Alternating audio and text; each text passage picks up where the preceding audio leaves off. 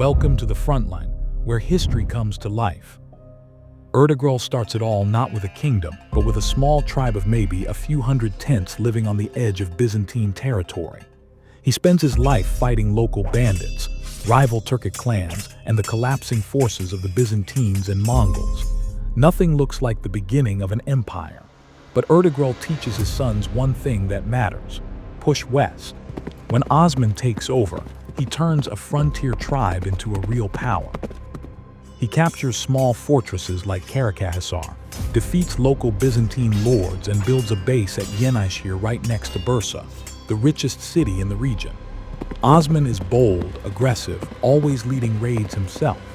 But Osman is getting old when the pressure around Bursa rises. Inside his camp, Orhan stands beside him, his second son, quiet, disciplined, patient, nothing like his father's fiery style. While Osman rides fast raids, Orhan organizes supply lines, drills soldiers, and plans sieges. Osman sees that the future of the tribe needs strategy, not just bravery. As Osman becomes ill, he summons Orhan and his commanders. He commands Orhan to continue the westward push and to take Bursa, the jewel of Byzantine Bithynia. Osman knows he will not live to see it fall. Before he dies, he asks to be buried near Bursa after it is conquered. With that final wish, control of the tribe passes fully to Orhan. There's no ceremony, no crown, just orders to fulfill. Orhan immediately begins preparations. Scouts gather intelligence, engineers survey the land, and supply convoys move from Surgut and Yenishehir. Every plan leads to one target. Bursa is rich, walled, and well defended, but isolated. Orhan knows this is the moment to transform his father's small beylik into a real state. Before Osman is even buried, Orhan is already marching toward Bursa. Winter hits northwest Anatolia when Orhan begins tightening the noose around Bursa. The city rises on a slope with thick double walls, watchtowers, and a strong Byzantine governor who has enough grain and weapons to hold out for months. Orhan knows a direct assault will fail. His men don't have the siege engines to break stone walls, so he uses patience and total isolation. Orhan positions his main force near Yenishehir, cutting off the eastern road. Another group blocks the southern farmland where most of the city's food normally comes from. Small detachments take the northern routes along the foothills. One by one, the trade roads that feed Bursa go silent. Couriers disappear. Caravan tracks show signs of burning. Ottoman raiders strike storage barns and vineyards around the city. By late winter, Bursa is surrounded in every direction. The siege is not dramatic at first. It is slow, grinding pressure. No large battles, no storming ladders.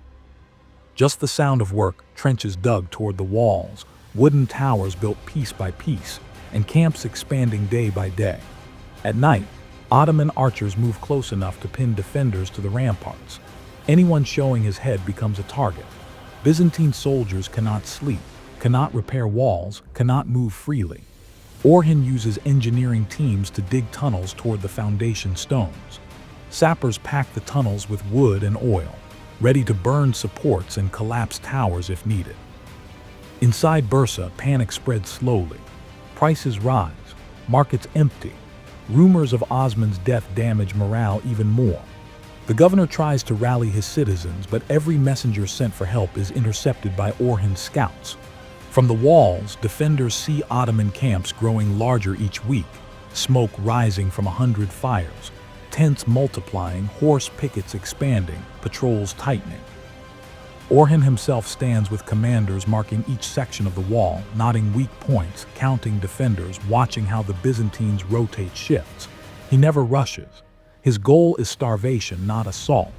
By spring, the city is fully sealed. Not a grain sack enters. Not a single man leaves. The siege of Bursa has officially begun, and Orhan is ready to wait as long as it takes. Inside Bursa, the slow grind of starvation begins.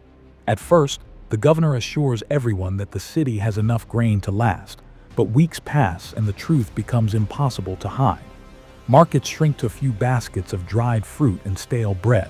Merchants quietly hoard supplies in locked storage rooms. Prices rise until only the wealthy can afford anything. Soldiers go unpaid and begin rationing their meals. sharing scraps of cheese or boiled wheat. Disease spreads through crowded districts where people live on whatever they can find. Those who once laughed at the idea of surrender now whisper about it in fear. Families boil weeds and tree bark to survive. Parents go hungry so children can eat a little longer. The governor refuses all requests for negotiation, insisting that relief forces will arrive from Nicaea. But no messengers return, no signals appear on the hills, no banners rise in the distance. Day after day, the defenders hear Ottoman drums and horns outside the walls. Orhan tightens the blockade even more. Patrols ride constantly around the perimeter. New watchtowers rise facing every gate, and any attempt to slip out at night ends with arrows cutting through the darkness. Small clashes break morale further. When a group of Byzantine soldiers tries to break through the blockade, Ottoman archers and spearmen wipe them out in minutes. The survivors drag wounded comrades back inside and see the fear spreading in every eye that watches them return. The city begins to collapse from within. Arguments at wells, looting of abandoned homes, and soldiers fighting civilians over the last bags of grain. Even the governor's guards show signs of hunger. He tries to keep order with harsh punishments, but the people no longer believe in promises of rescue. By late spring, rumors of surrender circulate openly in the alleys, bakeries, and churches. Everyone knows the truth. Bursa cannot hold out much longer. Outside the walls, Orhan turns the siege into a calculated system designed to choke Bursa without wasting lives. He orders his men to destroy every farm and mill supplying the city. Wheat fields burn. Olive groves are cut. Water mills along the streams are dismantled. Roads once used by caravans become blocked with felled trees, trenches, and sharpened stakes. Every path that leads to Bursa is turned into dead ground that no relief army can cross quickly. Ottoman scouts watch every hillside and ambush any Byzantine messenger trying to slip out for help. None return. Orhan's engineers build a full ring of earthworks, wooden forts, and trenches around Bursa, a complete encirclement. From these positions, archers and crossbowmen keep constant pressure on the walls, forcing defenders to stay hidden and preventing repairs. The siege becomes routine. At dawn, patrols circle the perimeter. At midday, engineers expand trenches and dig new sapping tunnels. At night, archers maintain fire to keep the defenders awake and exhausted. Orhan rotates his troops smartly. Fresh soldiers arrive from Surgut and Yenashir to relieve tired units, keeping morale high in the Ottoman camp. He brings extra supplies, livestock, grain, tents, ensuring his own army never faces hunger. While Bursa starves, the Ottoman soldiers eat regularly, train, and prepare for the final phase. Byzantine forces from Nicaea attempt to break the siege twice. The first relief column marches toward Bursa but runs into an ambush in the forested hills. Orhan's cavalry crushes them before they can reach the city. The second attempt, larger and better organized, tries to push through from the east, but Orhan had anticipated it. He moves his elite infantry and horse archers to block the approach. After a short battle, the Byzantines retreat in disorder, leaving the city with no hope of rescue. Each failure breaks the defenders' spirit inside Bursa even more. Letters captured from messengers confirm that the emperor cannot send reinforcements. Nicaea itself is threatened by other Turkish lords. By midsummer, Bursa is cut off not just physically but politically. No allies remain, no nearby fortress can spare troops, and no supply line survives. Orhan's strategy is complete. The city is isolated from the empire, surrounded on every side and slowly dying. The defenders now understand what Orhan has known from the start. Bursa will fall not by storming its walls, but by breaking its will. By 1326, Bursa is finished. The starvation that began months earlier now tears the city apart. Streets are silent except for the sick and the desperate. Bodies lie wrapped in blankets near abandoned homes because there is no strength left to bury them. Soldiers desert their posts at night, slipping through alleys to search for food. The governor, who once swore to defend the city to the last man, finally accepts the truth. No help is coming, No supplies remain and no army can survive without food. He gathers his remaining officers and sends envoys out of the gate under a white flag. They approach Orhan's camp with trembling hands, offering surrender. Orhan listens carefully but prepares for a final assault anyway. He trusts discipline, not promises. His infantry lines up, siege engines are readied, and cavalry waits in formation behind them. If the governor changes his mind or tries anything deceptive, Orhan will take the city by force. Negotiations begin and move quickly. The governor requests safe passage for himself, his garrison, and the civilians who wish to leave. He also asks for compensation, gold in exchange for surrendering one of the richest cities in the region. Orhan considers the request and agrees. He wants Bursa intact, not destroyed. Its markets, silk workshops, baths, and homes will become the backbone of his expanding state. Burning it would only waste everything Osman fought for. The terms are set. At dawn, the city gates open for the first time in years. Ottoman banners rise above the outer towers as Orhan's soldiers march in disciplined ranks, not as looters but as conquerors with a purpose. Drums echo through the walls as their boots strike the stone streets. Civilians watch from doorways, thin, exhausted, but relieved that the nightmare has ended. Orhan orders strict discipline. No looting, no violence, no revenge. Anyone who disobeys will be punished immediately. His goal is stability, not chaos. He enters the city himself, dismounts, and kneels briefly in prayer, thanking God for the victory his father long desired. In the city square, he declares Bursa the new Ottoman capital, their first true city, their first lasting foundation. For a frontier tribe that once wandered the plains of Surgut, this moment marks the birth of something far greater. Orhan's first act as ruler of the city is personal. He fulfills his father's final wish. Osman, who died during the siege, asked to be buried near Bursa's walls, close to the city he dreamed of capturing. Orhan carries that command out immediately. Osman's body is brought to Bursa and laid to rest overlooking the city he could not see in life but helped conquer in spirit. The people of Bursa watch as Orhan stands by his father's grave. For them and for the Ottomans, it is a turning point. The era of small frontier raids is over. The era of cities, administration, and empire has begun. With Bursa captured, Orhan wastes no time turning it into more than a trophy. He reshapes it into the center of a rising state. The first step is order. He restores markets, stabilizes food distribution, and invites artisans, merchants, and scholars from surrounding regions to settle there. Bursa's workshops and bazaars quickly come back to life under Ottoman protection. Orhan establishes a mint, issuing new coins that signal stable rule. Taxes are reorganized, no longer random or corrupt, but regulated to support the army and public works. He builds mosques, baths, soup kitchens, and caravanserais, laying the foundation for a thriving urban culture. Under Orhan, Bursa becomes famous for silk production. Its looms supply garments to traders across Anatolia and beyond. Caravans begin arriving again, restoring Bursa's place on major trade routes. Wealth flows in, giving Orhan the resources to expand his administration and military. He reorganizes the army, introducing early salaried infantry and improving the cavalry forces inherited from his father.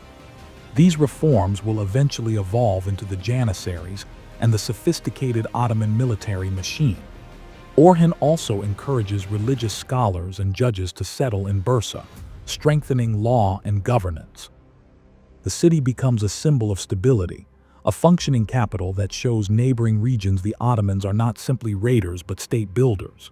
From Bursa, Orhan directs campaigns, treaties, and construction projects. Everything begins here: the bureaucracy, the diplomatic networks, and the disciplined army that will soon dominate northwest Anatolia. Within a few years, Bursa transforms from a starving fortress into the beating heart of a new power rising across Anatolia. Orhan's rule proves that the Ottomans are no longer a wandering frontier tribe. They are now a dynasty with land, wealth, and a vision. The capture of Bursa is not the end of a siege. It is the beginning of an empire. After the fall of Bursa, Orhan's power expands at a speed no one in Byzantium expects. The Ottomans are no longer a wandering frontier clan. They are now a disciplined state with a capital, revenue, soldiers, and a clear direction. Orhan immediately turns his attention north toward Iznik, the old Byzantine city of Nicaea. Once the seat of emperors and church councils, it now sits weakened and isolated. Orhan surrounds it the same way he took Bursa, tight blockades, cutting supply routes, rotating troops, and applying constant pressure. After a long siege, Iznik surrenders. Its capture is not just symbolic. It gives Orhan another fortified city, more farmland, and deeper legitimacy among the Muslim frontier lords. He restores its mosques, strengthens its walls, and places trustworthy governors inside. With Nicaea secured, Orhan marches on Izmit, ancient Nicomedia, another critical Byzantine center. The city holds out longer, but Byzantium has no strength left in Asia. Its remaining garrisons are starving, disorganized, or abandoned by Constantinople. After brief resistance, Izmit falls too. With this, Byzantium effectively loses all control of Asia Minor. What remains of their empire is now limited to scattered ports and the capital itself. The Ottomans dominate everything from the Sakarya River to the Marmara coast. Their horsemen patrol the countryside. Their governors manage towns. Their soldiers build new roads and add to the growing fortifications. Orhan proves himself a strategic genius, not just in war but in politics. He uses marriages to form alliances with neighboring lords. He allows Christian villages autonomy in exchange for loyalty. He hires Byzantine mercenaries and even sends troops to help Byzantine princes fight each other when it benefits him. Every move expands Ottoman influence without wasting men or resources. Religious scholars praise him as a just ruler. Trade caravans increase because his lands are safer than the empire's. And through it all, Bursa acts as the command center, the financial and administrative hub feeding every campaign. By the end of Orhan's reign, the Ottomans are positioned directly across from Europe, controlling the shores opposite Gallipoli. What began as a tribal beylik has now become a real state, organized, wealthy, and ready to cross into a new continent. The capture of Bursa is the moment the Ottoman Empire truly begins. Before Bursa, the Ottomans were frontier warriors living off raids and alliances. After Bursa, they become something entirely different, a state with administrators, taxes, trade routes, soldiers on payroll, and a capital worthy of an emerging dynasty. Without Bursa, there is no Ottoman bureaucracy, no stable economy, and no long-term base for expansion. Everything that the empire becomes, its wealth, its military strength, its culture, its architecture, starts here. Bursa gives Orhan the tools to build what his father Osman only imagined. Wealth flows in from silk production and caravan trade. The city becomes famous across Anatolia for its markets. Stability follows, as Orhan establishes new laws, judges, and institutions. For the first time, the Ottomans can manage territory, not just conquer it. Bursa also gives the Ottomans legitimacy. As they take cities once ruled by Byzantium, their status rises among neighboring Turkish beyliks and Muslim scholars. Orhan becomes more than a frontier chieftain, he becomes a real ruler, a man capable of organizing a state, commanding respect and maintaining order. From Bursa, the Ottomans launch the campaigns that will define the next century. The capture of Nicaea, Nicomedia, Gallipoli, and eventually the Balkans. The city becomes the staging ground for every major offensive. It funds armies, feeds soldiers, trains administrators, and hosts scholars who shape the empire's identity. Bursa is where the Ottomans transform from a wandering tribe into a rising empire. Orhan's leadership is the turning point. Osman founded the dream, but Orhan built the structure that allowed that dream to survive. He was the quiet builder, strategic, patient, disciplined, laying foundations that his successors would expand until the empire spanned 3 continents. Without Orhan, there is no Murad, no Bayezid, no Mehmed the Conqueror. The entire chain of Ottoman victories begins with him and the decisions he made after capturing Bursa. His legacy is not just territorial, it is institutional and cultural. He creates the model of governance that the Ottomans use for centuries. He establishes a capital that becomes a symbol of stability. He shows that conquest must be followed by administration, and that holding a city is more important than taking it. By the time Orhan dies, the Ottomans already stand at the doorway of Europe, ready to cross the Dardanelles and reshape world history. Bursa made that possible, and so the story closes with this final truth. With the fall of Bursa, the Ottoman Empire took its first breath, and the world would never be the same.